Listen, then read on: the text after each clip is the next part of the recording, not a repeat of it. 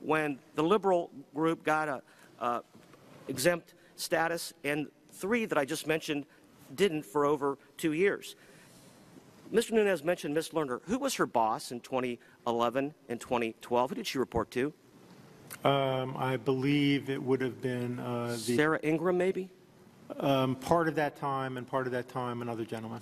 Okay. And that other gentleman has since submitted his resignation? I believe so. And what is Ms. Ingram doing today? What's her job title? She works on on implementing the Affordable Care Act. Okay. Who promoted her to that position? I would have moved her into that position. Why would you promote somebody to that position who was in charge of the exempt organization division, which certainly has had some controversy over the last couple years, under an investigation? Because she is a superb civil servant, sir. So she had nothing to do with this? I wouldn't imagine so. Even By the way, I can't speak to individual cases. I can say generally, we provided horrible customer service here. I will admit that. We did. Horrible customer service. You Whether it was targeted politically motivated or not is a very different question. You targeted an individual, an American who still doesn't know to this day why he was question number 26. All right, time has expired. Mr. Becerra is recognized. Thank you, Mr. Chairman. Gentlemen, thank you very much for your testimony. And let me key off of something, Mr. Miller, you said. You said foolish mistakes were made. I think the President actually said it better.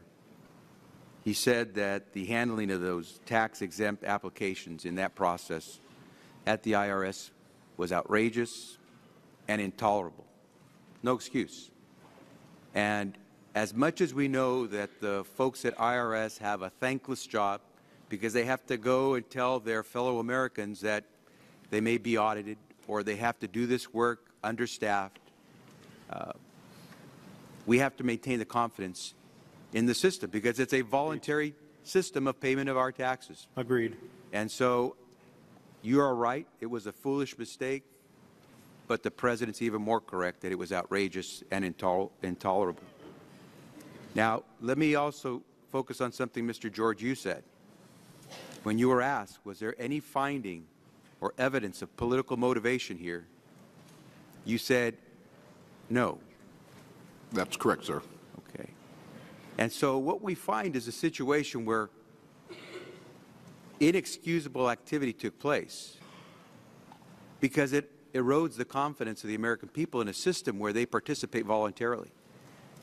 And if there's a place in public service where you have to have the highest level of conduct and standards, it's at the IRS. And so, Mr. Miller, I think it's unfortunate for those who are in positions of authority, but the buck has to stop somewhere, and I think that's exactly what we're saying. That should not diminish the good work that has been done by anyone within the IRS over the years.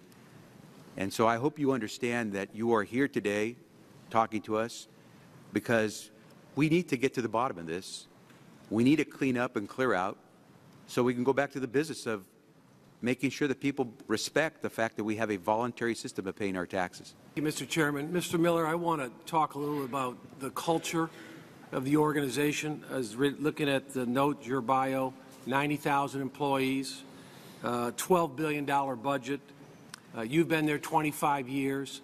I'm concerned, and I guess to start off, we've got a mission statement there. I'm very concerned about the breadth and the depth of maybe what's going on. I think a lot of employees probably do a good job, but I've been a person that's been in business 30 years and run larger organizations. So you've got a mission statement in terms of talking about working for the American people, doing what's right, playing by the rules. Is that something that's internalized at the IRS, or is that just something on a website? So I believe, Congressman, it's internalized, and the vast majority of our folk are hardworking, incredibly honest people.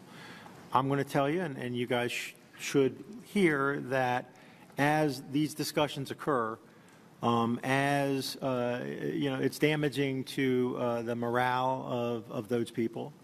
It's probably ultimately damaging to the sense of voluntary compliance, which underlies our entire tax system. I'm